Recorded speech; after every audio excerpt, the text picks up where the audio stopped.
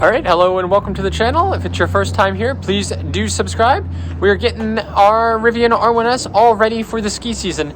So we've got our roof racks here, going to get them on and then get everything set up and take a little trip up to Hunter Mountain for a few turns and carving on the groomers, cutting the cord.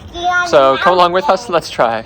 Alright, so these are the official Rivian crossbars roof racks. They are compatible with both the R1T, and they can actually go across the truck bed there as well as on the roof, and here on the R1S. And you definitely pay a premium for these, but they're super cool and just like really easy to install and take back off. So the nice thing is we'll be able to kind of take them off when we're not using them for the ski season. I'll do a little test and see what impact this has on efficiency, since it's going to create some aerodynamic drag. But honestly, I'll probably just leave them on throughout the winter. I don't see them having that much of an effect without the ski racks on. And yeah, you can see basically up here we've got 1, 2, 3 mount points that it can go across. So we're going to do the front two, and basically these should just kind of stretch across and they just click right on. And we have like a little key that it came with to lock on, so I'll show you that, but it should take like 5 minutes, I think. All right, so now not only do we have the 2 crossbars on, but we have now attached the Yakima ski racks as well. So these ones are great. You kind of just like clamp down like that. Put my skis in a second. But these hold, I think it's supposed to be 5 sets of skis, but we'll be testing it out this year for sure, with the whole family going. For tomorrow, just 1 set. All right, then my technically, I guess, second or B pair of skis. My Vocals are in there now. Feeling kind of lonely all by themselves, but they fit super well. One of the interesting things here with the R1S is you've got you really notice the height here when you're working with the roof racks. Even in kneel mode, you got to climb up through the back seat basically to get up there. But now we are all set, and we've got the car scheduled to charge in the morning. It's actually a perfect trip to basically leverage the benefit of the extra range here of this versus what I normally take up there, which is the Model Y. Actually, we'll talk about that kind of once we're on the road up there and can show the difference. One of the best things about the Rivian, actually either of the R1s, is the power Frunk here.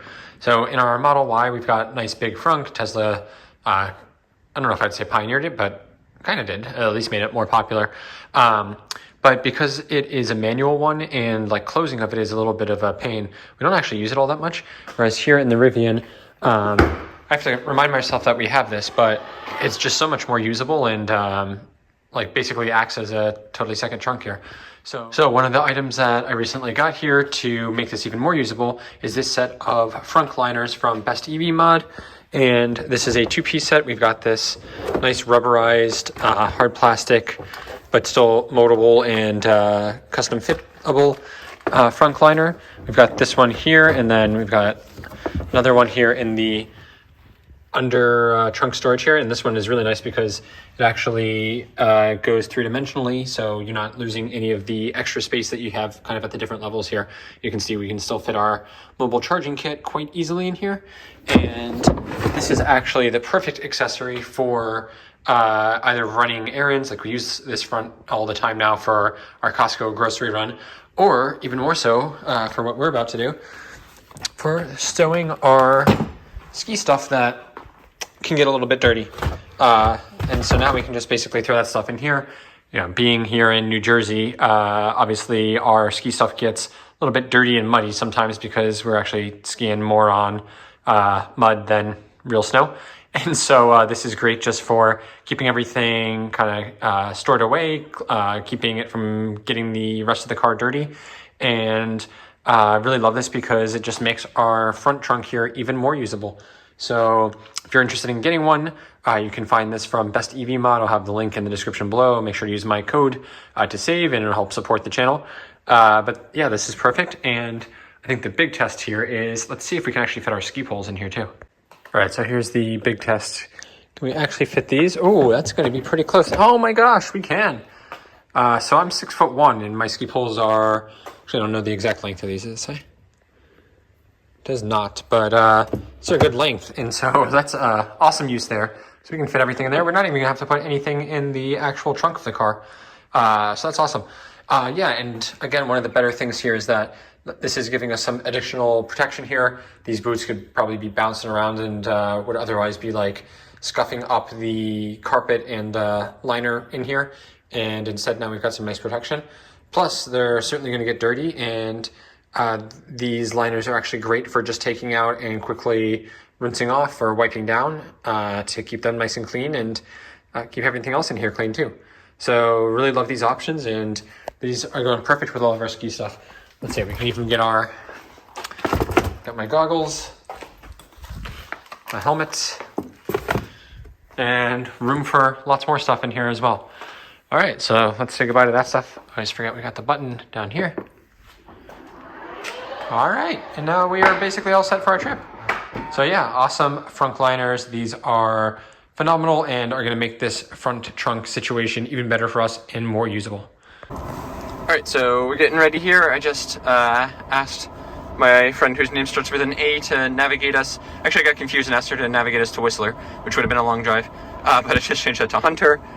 So we're going up to Hunter Mountain Resort, which is in the Cascades in New York, and you can see it's about 125 miles away. So we are doing a 270 mile round trip drive, which is actually just long enough that it is longer than I can make in the Model Y and have to recharge on the way back, although there is a supercharger not too far out of the way.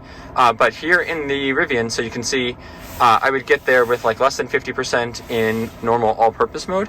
But what we are going to do here is switch to conserve mode, and that's going to update our estimate here in a minute. And now we're going to get there with 114. Okay, so still seems like we're not going to have enough to charge. Well, let's see. Play it by ear. The goal here was that we could do the whole trip without having to stop at all.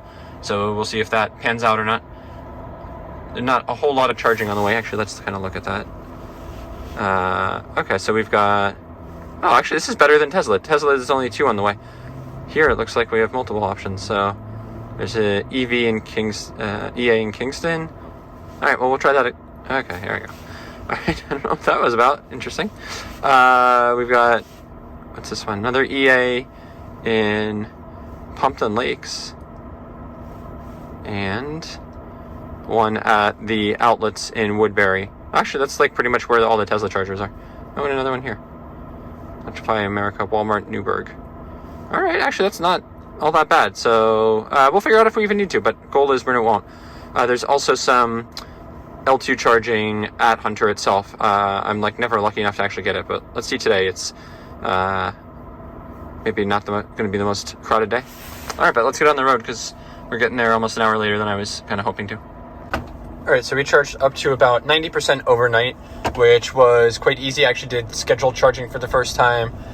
Basically, the way it works in the Rivian is you just schedule like the time that you want it to start charging and stop charging. It's a little bit different than Tesla where you have some more options, but good enough. And I didn't realize like how long it takes this thing to really fill up. So I had it charging for about 4 hours. I think we were at like 65%, and I set it to charge all the way to 100%, but we only got to like 91. So yeah, this thing is thirsty, so you need to plan like several hours really for it charging. I also didn't really want to like top charge very often, so 90% is probably okay since it wasn't sitting at that state of charge very long, but definitely don't want to do that most days. And we've just been using the 75% setting for the time that we've had the car basically. But yeah, so let me now reset this trip so that we can get our efficiency here, and you can I don't know if you can hear that already, but we're already getting some wind noise from the skis up there. So I am sure we're going to have lower efficiency than we are used to here, even in conserve mode, where you can also see, thanks to this nice updated screen here that they added a couple software updates ago, that shows like where all the power is going. We're only using the front 2 wheels right now, front 2 motors and wheels, to drive us in conserve mode. When you're in all-purpose mode, all 4 get used, but in conserve, it's really just the front 2. And the back 2 are basically just freewheeling. Freewheeling! Yeah, it's early. And that helps save efficiency. And I think also, yeah, we're kind of at a higher ride height right now. I suspect once we get on the highway, that's going to drop us down a little bit, and that'll help efficiency as well. But we'll keep track of that here. We can do a little comparison for this drive versus our trip B, which is since we got the car and was all without the skis or ski rack or crossbars. So while we're driving, quick little wish list of things that I'm noticing on the drive here that I wish Rivian would add, although I think pretty much all of them, it has somewhat been confirmed that they're at least planning to work on them. So first off is better integration with the phone for text messaging. So I just got a text a minute ago, and it doesn't even like tell you or anything on the screen. It doesn't read it out loud or anything for you like it does in the Tesla. And you can't respond or anything like that like you can in a lot of other cars. So that would be quite nice. I wonder if there's some way that they could integrate that with my friend whose name starts with an A or not, but it'd be great to get that just for safety. And then another one is we've got really good like blind spot detection here. Yeah, if there's a car next to me, it'll warn me, but it'd be nice for it to show the camera view out the side so that you can see like where the car is and everything. I mean, you get like a little warning here in the light when there's a car next to you, and this flashes red if you put your turn signal on, but that would still be nice. And now one thing that they did add, which is huge in my opinion, and I'm really happy to get, is when you're on highway assist and you do a manual lane change like that, it says that it should just auto resume. All right, so I'm passing this car now. You can see, let's see, if I put on the turn signal too early, right? It's gonna give me this little red one and start chiming. And also my mirror over there is blinking. But I would love to get a camera view here. Okay, so now I'm good. Okay, here we go. So now it let me go. And it should, yeah, oh, there we go. It just resumed. Oh, nice. I love that. Much more convenient. Now, interestingly, it said that it will do that after manual lane changes. And the fact that they use the word manual there, I think is pretty interesting. I wonder if that indicates that they're working on automatic lane changes too. So we'll see if that comes in the future. All right, so a little update here. Driving along still, and I'm not able to use highway assist now because I think what happened is I got locked out because at one point the roads kind of merged, 2 highways merged, and I got a warning on here that said take control, highway assist unavailable during junction or something like that. And I thought it was basically just gonna like, I mean, it was dinging at me and like saying it was gonna shut off, so I thought it was just gonna do that. It's not like I didn't have my hands on the wheel and I was ready and everything, but I guess what it wants to do is actually turn highway assist off at that point, and so now it's mad at me and locked me out for the rest of the drive, which is okay. At least I can still use traffic aware cruise control, and drive itself isn't that bad anyway. But just thought that was interesting, especially comparing with Tesla, since Tesla is under investigation and under the recall right now for autopilot. This is definitely much more aggressive, both in terms of like restriction of where you can actually use it, so it only allows you to do it on highways, and just like the warnings and stuff too. Like Tesla would not have done that; it would have just stayed on and let me drive it through there. And even if I did have like a disengagement that way, it wouldn't have locked me out for the rest of the drive. So just interesting comparison, and I think basically what's probably going to end up happening after all is said and done, basically Tesla's going to change their autopilot to be much more similar to this in terms of where it lets you turn it on, and how aggressive it is with warnings and disengagement and stuff. But anyway, so we're getting closer now. We've been going a little bit faster, and so we're losing a little bit of mileage on the projected range here, so we're now down to 111. I think we started the trip at like 115, so it's not like this has changed all that much, so I really do find this to be pretty accurate, but we also haven't done the majority of like the elevation climb part yet, so we'll see how this holds up, and we'll check our efficiency and consumption soon as well.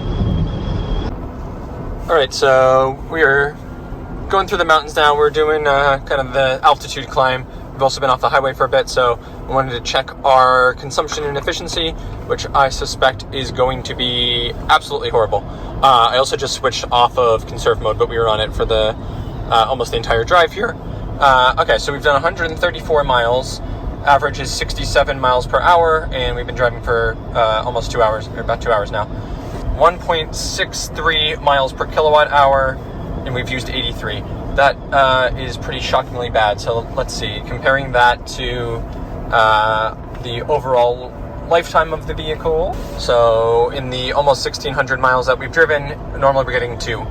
So actually it's not all that much worse than normal. But overall, like, efficiency here in the R1S is nowhere near the same as, like, you know, our Model Y, for example, or, you know, another smaller car. So there's a reason that the battery in here is so big. This is the large pack one, not the max pack, which would make an even bigger difference. But you know, I would say that not the strong suit here, but it's kind of not what you're exactly looking to optimize here. So anyway, definitely makes a difference having the ski rack on and skis up there, and having that increased dynamic drag and lack of efficiency. Now this is a first and a surprise. We have both charge point ones open and this NEMA 1450. So I think I'm actually going to give this one a shot, because theoretically it should give us higher amperage, 40 amps. I can't tell from these guys' things if it's actually going or not. Interesting. Is that a Subaru plug-in hybrid? Anyway, and whereas this one I think would only be 32 amps. Can we see on here? Outputs, 24 amps. Oh, forget that. All right, so luckily I brought the charging cable. We're gonna try this one. Okay, so we're getting no power from that one, but nice mobile connector here. This is actually the first time we're using the Rivian one. So you get the NEMA 1450 here, as well as the 110 over there. Nice carrying case and everything. So we might be switching over to the charge port one. Right, this charge port one was working fine, but it's only 6.3 kilowatts and at max, and it would cut down in half if somebody else plugged in. And it's 25 cents a kilowatt hour. Instead, I found there's actually one back here that is working. So now we know for sure that our mobile connector is actually working. All right, well, we are all set now. Had a great little day. We got a couple hours in, a dozen runs, and crushed the blacks that they had open. Actually, I've done a really good job with snow making and keeping things open here, even though it's been kind of rainy and not so snowy. But yeah, we are done charging, and this has actually gone pretty well. I mean, it really does show you how just massive the battery here is, because even at 6 kilowatts, we only got like 10% over the course of 3.5 hours. So we're still probably going to have to stop on the way home, which is unfortunate. But this setup has really kind of grown on me, and I actually don't mind this, like, bring your own charger thing when you're getting good rates like this, and it's free, unlike this charge point one here. So I think this must have been a lot easier for them to set up, and you know, basically they don't have to recuperate any money on it. So that's great, and I'd like to see more places using like this NEMA 1450 kind of style thing, where they just run a bunch of cabling out here. Works pretty well. And you can see we're one of 4 EVs charging up here. Although us in the, yeah, it's really only the Prius that is a plug-in hybrid one. Everybody else is a full EV. So yeah, nice and cool. All right, so we're gonna get loaded back up and back on the road. The thing with these EA chargers, they're always off the highway, and I don't get this in New York, and we notice this in Pennsylvania and Illinois and Indiana and Ohio also. You have DC fast chargers that are CCS plugs at the rest stops, but they're always like 50 kilowatt ones, so it never makes sense to stop there. But then the actual fast power ones are always like way off the highway. So this is a 5-minute drive off, and now we're stuck in traffic too because there's all this construction. So you're adding a whole bunch of time for like getting on and off the highway as well. So this will be really nice when we can use the Tesla ones, because they're generally in much better locations. All right, now this is an interesting charging location. So this is Electrify America, but also Evolve New York. So I guess New York basically paid to install these and probably operates them. But we can use EA, but you don't get like membership rates. So it's 40 cents a kilowatt, which sort of falls between what you would normally see at EA's non-member and member pricing. So with membership, you usually get 36 cents a kilowatt hour. Without, it's usually 47, I think.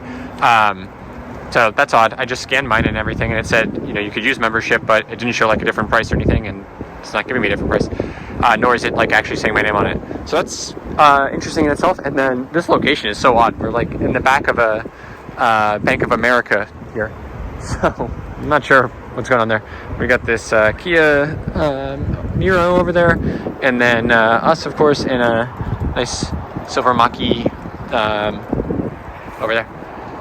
So charging up, and what are we looking at? 141? That's not bad. We're supposed to charge for about 18 minutes, it said.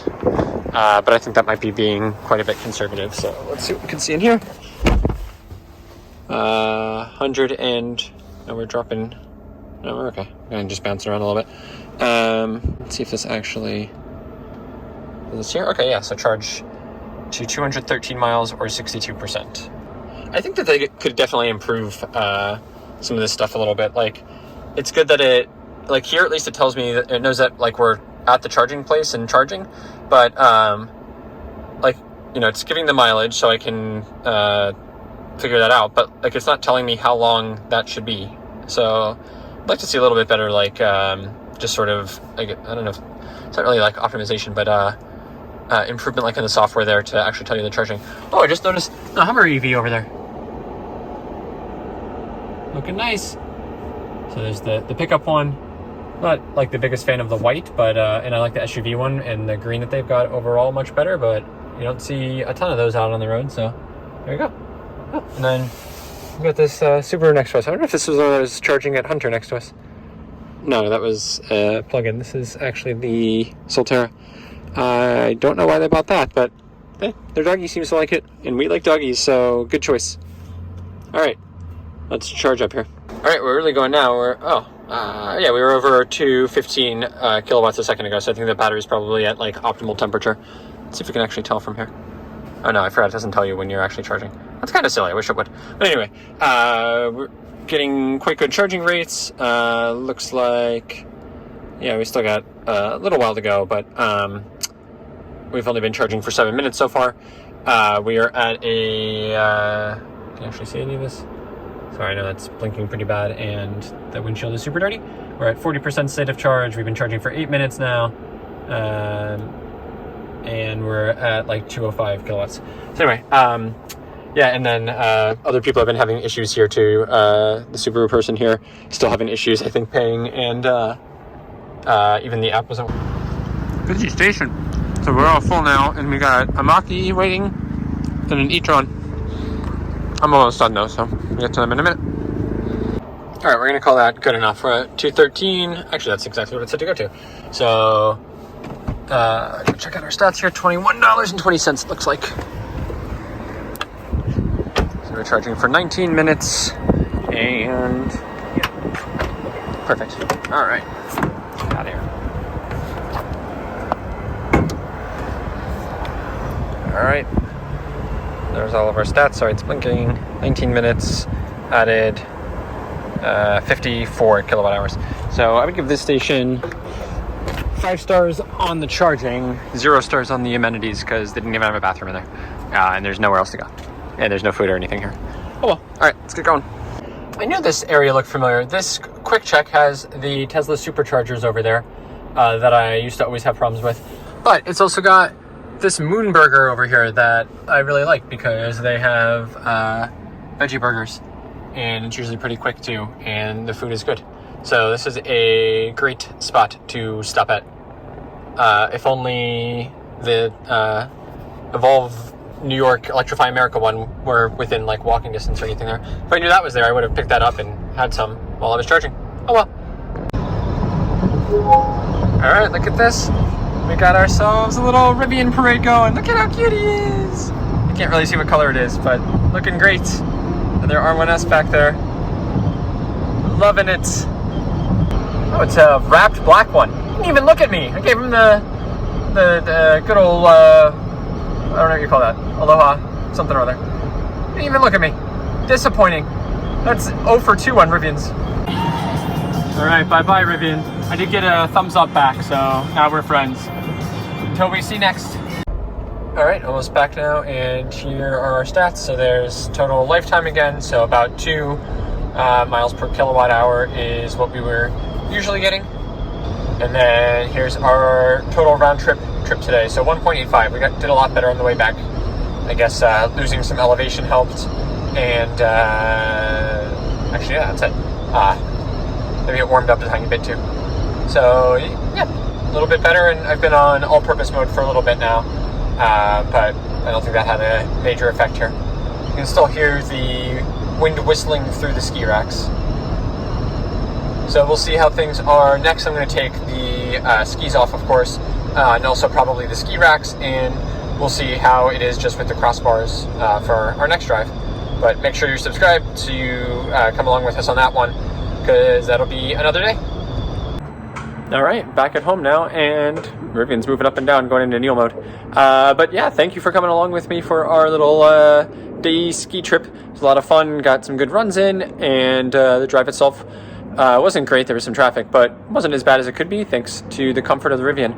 So yeah, thanks for that, and hope you found that interesting and useful. If so, please do like and comment and subscribe and hit all the buttons and the bells and the ring-a-dingers, and we'll see you out there next time on the road.